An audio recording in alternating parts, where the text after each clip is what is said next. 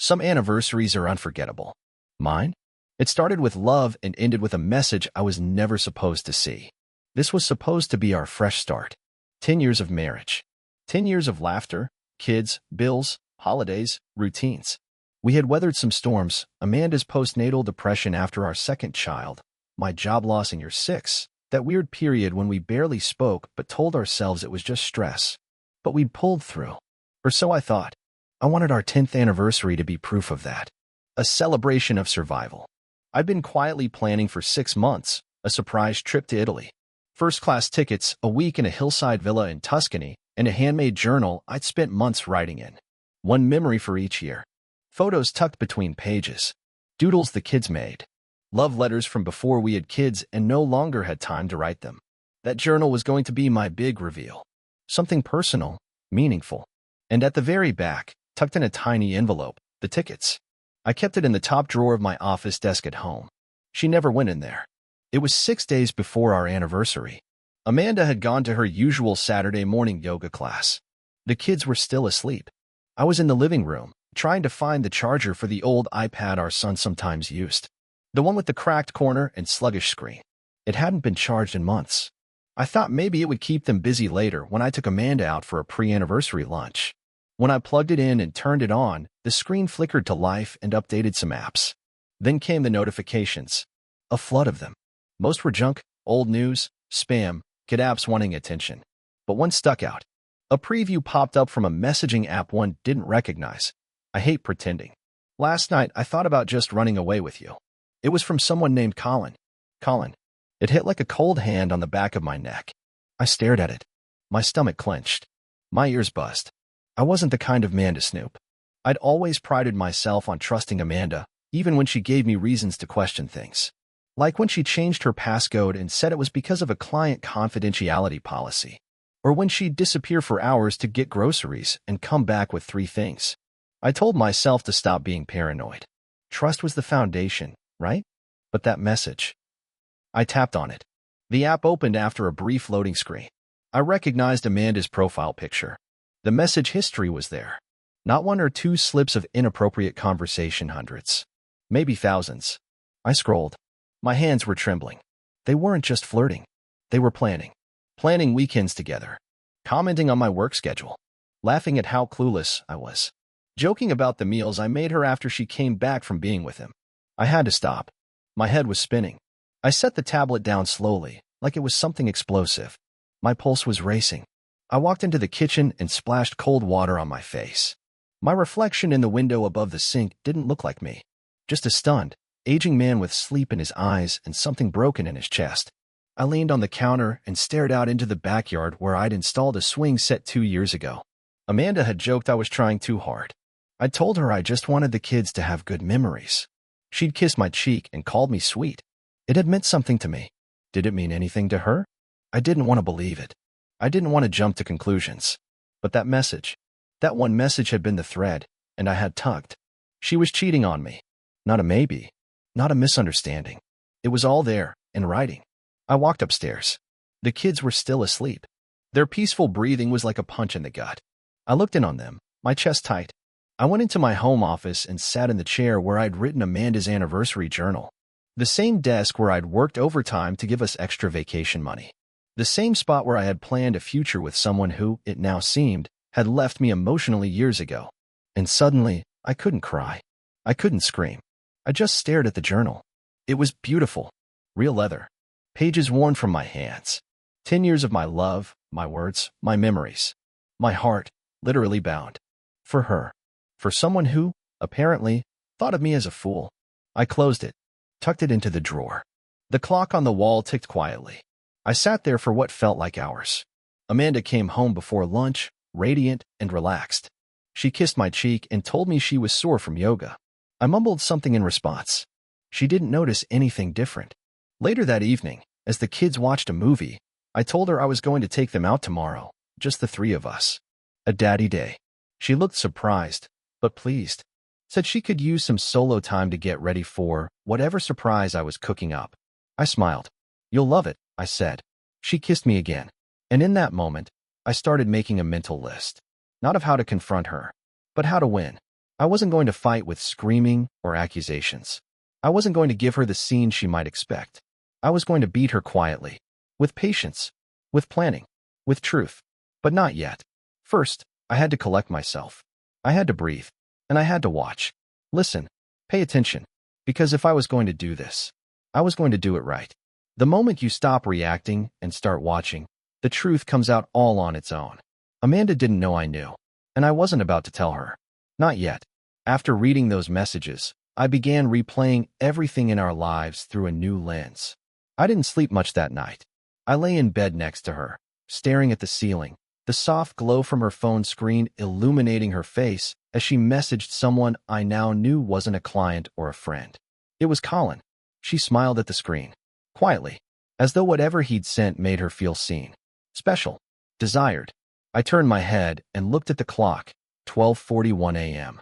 She didn't notice. Eventually, she turned the phone face down and rolled over. I closed my eyes and breathed slow, steady breaths until I heard her light snoring.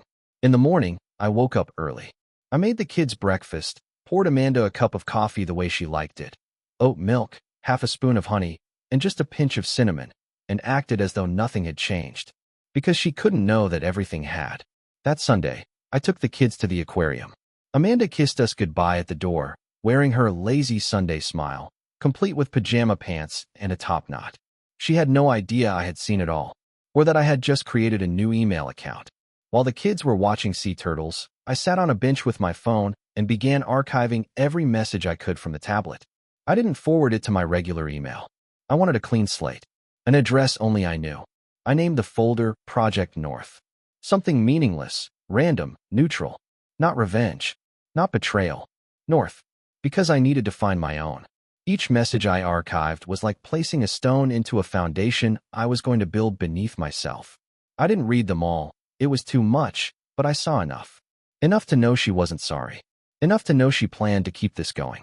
Enough to know she didn't think I was even worth ending things with properly. In one message she had written, "He's a good man, but he's just boring, predictable, safe.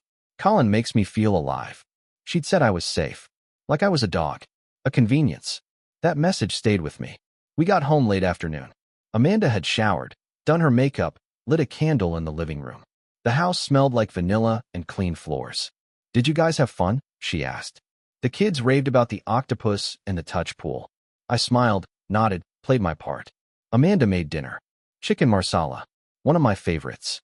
I ate it slowly, thanked her, and washed the dishes while she laughed with the kids in the other room. All of it felt like theater.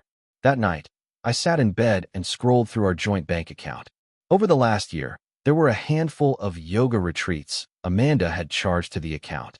I looked up the places. 2 were wellness spas. 1 was a beachfront hotel in Santa Cruz. I remembered she told me she was attending a 3-day leadership seminar for women. She came home tan and glowing. She brought the kids souvenirs and bought me an expensive bottle of whiskey I never opened. I thought she was just becoming more confident. Now I saw it for what it was, afterglow. I cross-referenced dates. Her yoga events always seemed to happen when I had work trips or deadlines. She knew my schedule too well. The next morning, I called out sick from work. Amanda had already left to take the kids to school. I sat at the dining table with a notepad and began writing everything I could remember. Dates, excuses, trips, conversations, things she said in passing that now sounded sinister. I remembered her brushing off intimacy for months, saying she was too tired. Then suddenly, 2 weeks later, she became touchy again. But it felt mechanical. I made a list of people who might know. Her sister? Her best friend Mia? Possibly. Maybe they were helping her cover. I opened a spreadsheet. I started tracking it all. That Wednesday, I left work early and drove to a lawyer's office during my lunch break. Her name was Evelyn Saunders. She was sharp, efficient, and didn't flinch when I told her my wife was cheating. "Can you prove it?" she asked. I opened my phone and showed her the messages I'd archived. She scrolled. Her expression never changed. "You've got what we call a strategic advantage. Don't let her know you know." "Not yet. Not until we have everything in order. Custody, assets, property." I nodded. "That's what I want." Evelyn leaned back in her chair. "Play it slow. Calm. You'll get the upper hand, and she'll never see it coming." I thanked her, paid a retainer, and left the office lighter. That weekend, Amanda said she was going to visit her friend Mia for a girls' night. She packed a small overnight bag. I didn't ask questions, just kissed her goodbye. When she left, I called my friend Thomas. He was a former private investigator who now taught at a local community college. I told him everything. I'm not looking for confrontation, I said. Just the truth. Documentation. Thomas agreed. He asked for Amanda's photo, her car make and model, and Colin's name. I gave him everything. He was discreet. I trusted him. That night, I tucked the kids in and sat in the living room with a glass of whiskey, the one she brought back from her Santa Cruz trip. It tasted like silence. At midnight, Thomas texted me. Her car's not at Mia's. Tracked her to the Windale Inn. Room 314. I got photos. He sent one. Amanda, arm in arm with a man. Laughing. Comfortable. Confident. I stared at the photo for a long time. Then I saved it in the Project North folder. I didn't reply. I didn't need to. Sunday morning, Amanda came home with coffee for both of us. She looked rested. Happy. She kissed me on the cheek. I missed you, she said. I smiled. I missed you too. Later that week, I contacted our financial advisor. I asked questions about our joint investments, real estate holdings, Amanda's retirement account. I said I was exploring estate planning. He walked me through everything. I took notes. I didn't change anything yet that would raise alarms, but I made copies of everything. Back home, Amanda asked if I decided where we'd go for our anniversary. I told her, you'll see. She grinned. You're so mysterious lately. I just laughed. Every evening, I added to the file. Photos. Records. Notes. Dates. Every morning, I kissed her like I always had. And every moment in between, I watched. Because now, the only thing better than catching her would be letting her think I never would. Amanda thought I was distracted. She mistook my quiet for withdrawal. But the truth was far more dangerous. I was watching. She had no clue I had already spoken to a lawyer, built a file thicker than any thriller novel, and hired someone who could track her steps better than Google Maps. While she talked about taking a pottery class and helping our daughter rehearse for her school play, I was memorizing her lies. Monday evening, she kissed me on the cheek and said she was meeting Mia again. I nodded, offered to put the kids to bed. She looked almost touched. You've really been amazing lately, she whispered. You bring out the best in me, I replied. She laughed, and I watched her walk out the door. I texted Thomas immediately. She's on the move. He replied within 5 minutes. Got her. Same car. Windale Inn. Room 209 this time. Different room. Same betrayal. That night, I dug through our home files. Marriage certificate. House deed. Birth certificates. Insurance policies. I organized everything in labeled folders. I was creating a paper trail she couldn't erase or spin. I kept the photos Thomas sent in a USB drive I hid in an old cereal box in the garage. I had a second copy on a cloud drive under a name only I could remember. Amanda came home late. The moment she walked in, she said, Sorry I'm late. Mia's cat ran away, and we spent hours looking. I nodded slowly. That's rough. She poured herself some wine and changed into pajamas. Thanks for handling bedtime, she added, curling up on the couch. No problem. I like tucking them in. It was the truth. They were the only piece I had left in that house. Over the next few days, I built a routine that let me track Amanda without raising suspicion. I synced her calendar to mine, supposedly to stay organized. She bought it. She even joked, Look at you being all type A. But I needed to know where she claimed she'd be. I also installed a security camera on the front porch, something I said was for package thieves. I synced the feed to my phone. Every movement she made became a breadcrumb. Thursday evening, she got dressed up in a way she hadn't for me in months. Red lipstick. High heels. Her conference dinner. Look. You look amazing, I said genuinely. She blushed. It's just a client dinner. Still, I smiled. Make sure he knows how lucky he is to sit across from you. She smiled wide. You're sweet. And then she left. I checked the camera. Her Uber arrived exactly on time. License plate matched the one she ordered. I waited 5 minutes, then checked the app. She wasn't going downtown where she said the restaurant was. She was heading north. Back to the Windale Inn. Thomas confirmed. New room again. 315. He added a note. She's getting bolder. Didn't even look over her shoulder tonight. That part hit me. Not because I needed more proof, but because it confirmed the worst part. She wasn't afraid of being caught. She didn't think I had it in me to look. On Saturday, I took the kids to my mother's for the weekend. I told Amanda I was helping her with yard work. She lit up. Great. Maybe I'll take a spa day.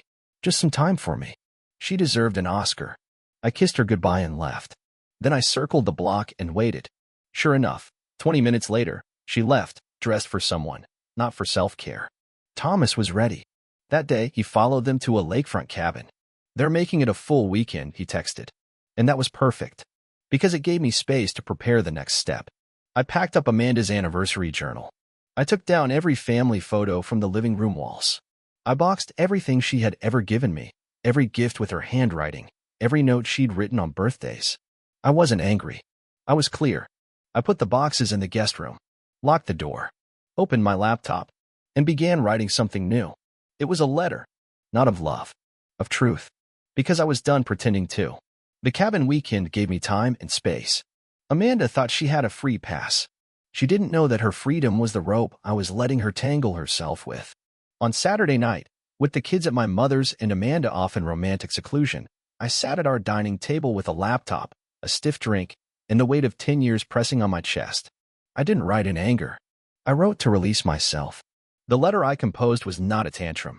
It was a mirror. Line by line, I detailed what I'd seen, what I'd learned, and when I learned it. I quoted her messages, without venom, without judgment, just truth, raw and undeniable.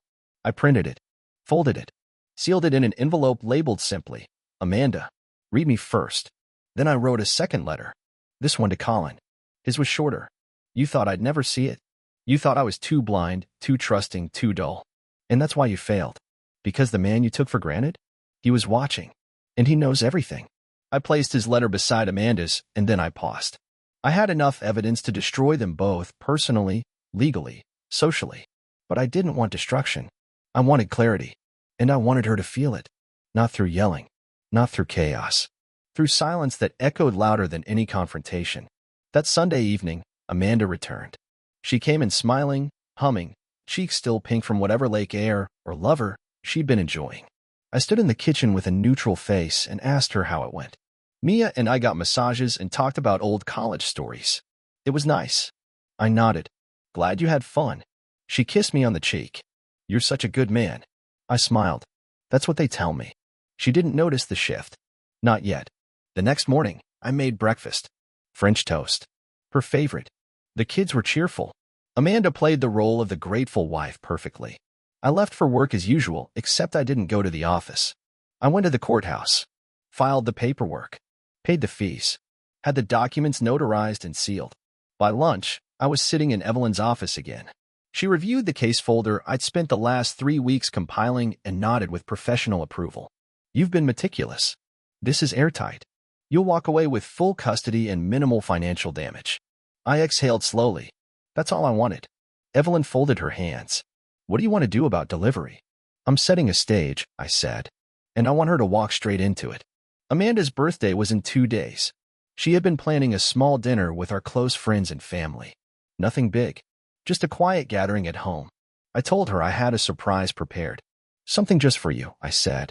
She lit up. You're always so thoughtful. I just nodded.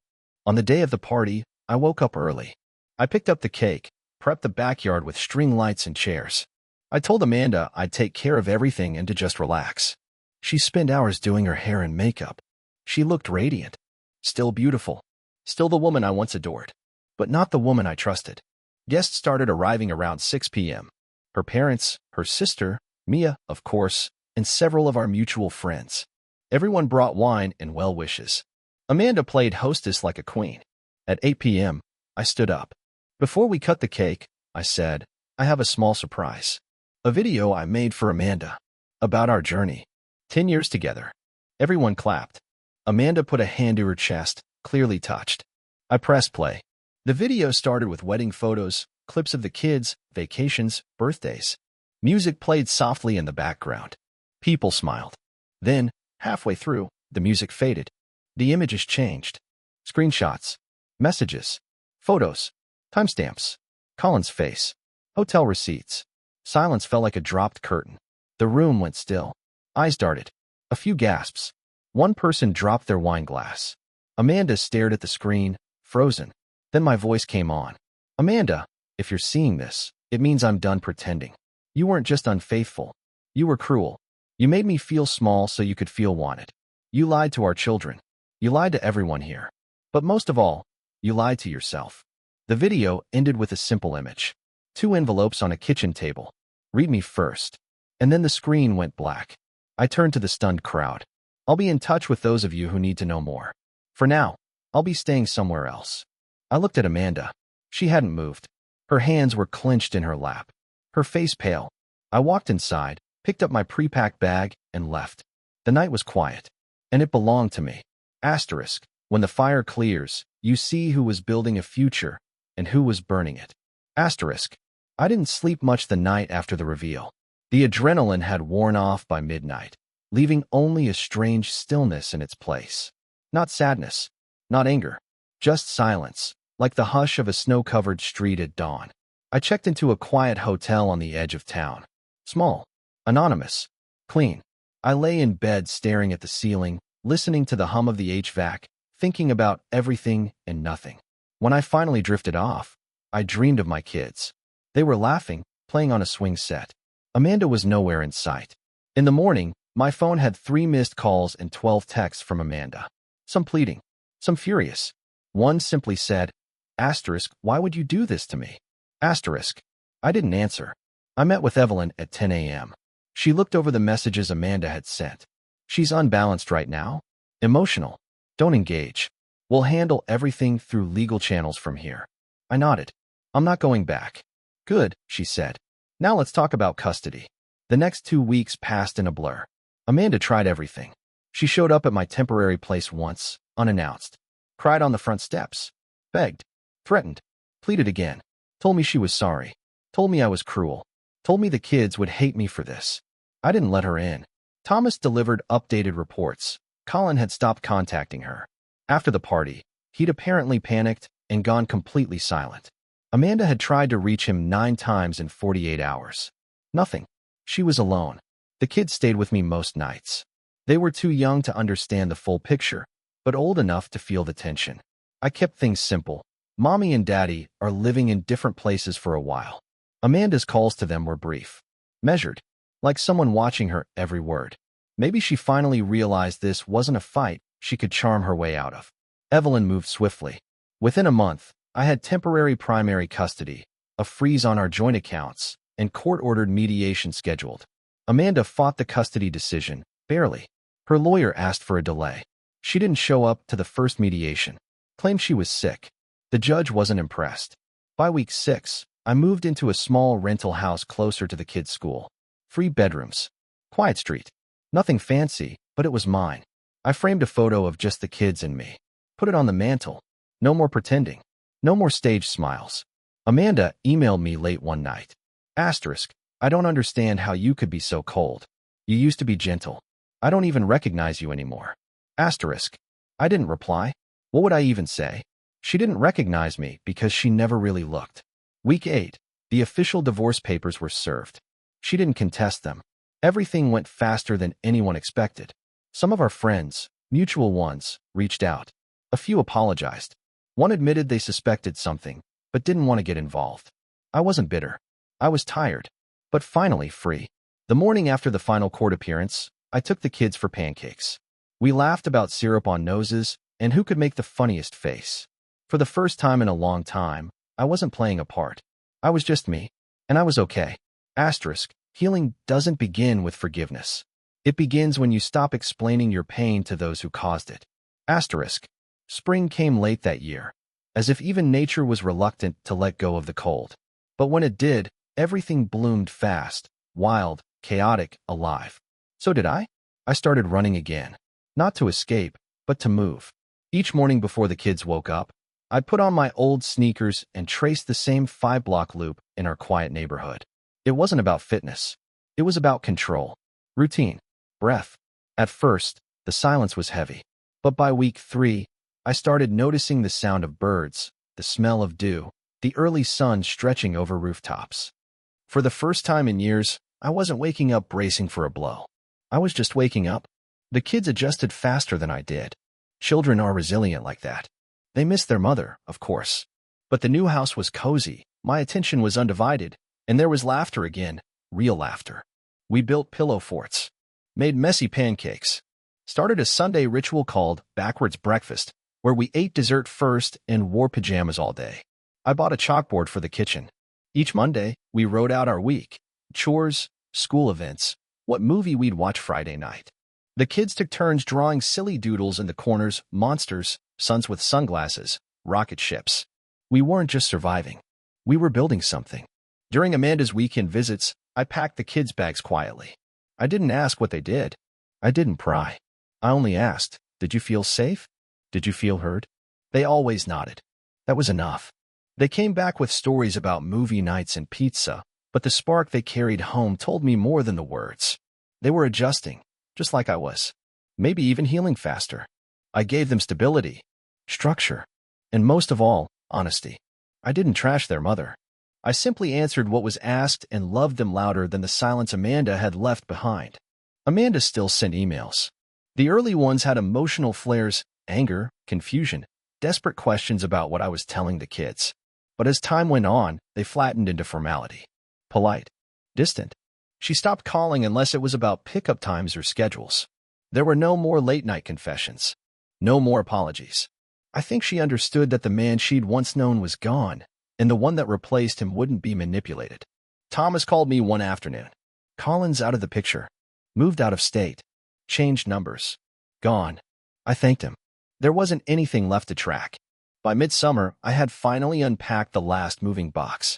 It took me 3 months, not because of the work, but because of the emotion. Every item was a memory I had to weigh, keep, store, or let go. I gave away most of what Amanda had bought. The designer dishes she insisted on. The Moroccan rug she never let the kids sit on. Even the framed photo of us in Italy, our one trip overseas. I donated it all. I bought a new couch. Nothing expensive, but it was mine. The kids helped me hang up their drawings in the hallway. We painted their room sky blue and let them pick their own bed sheets. They chose space rockets and cartoon dinosaurs. I let them help me assemble the bunk bed frame. It took 3 tries and 2 stripped screws, but we laughed the whole way through.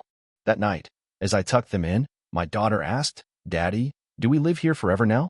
I kissed her forehead. As long as you want to. Work became more bearable. The office had always been my escape, but now it felt like a place of purpose again. I stopped checking Amanda's social media. Stopped wondering what she was doing. One Friday, my coworker Jenna invited me out for coffee.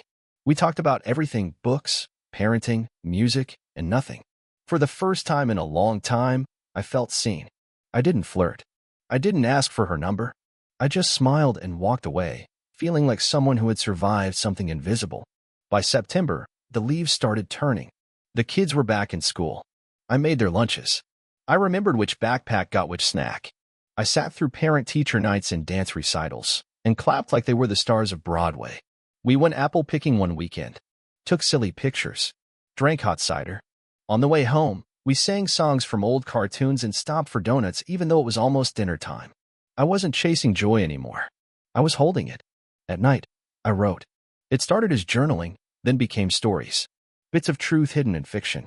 I didn't know if I'd ever publish any of it, but writing gave me back a part of myself that Amanda never touched. I built a small shelf above my desk and filled it with books that shaped me: Ray Bradbury, Joan Didion, Vonnegut. They reminded me that voice mattered, that mine wasn't gone. One night, after the kids had gone to bed, I sat on the porch with a cup of tea and opened a new page.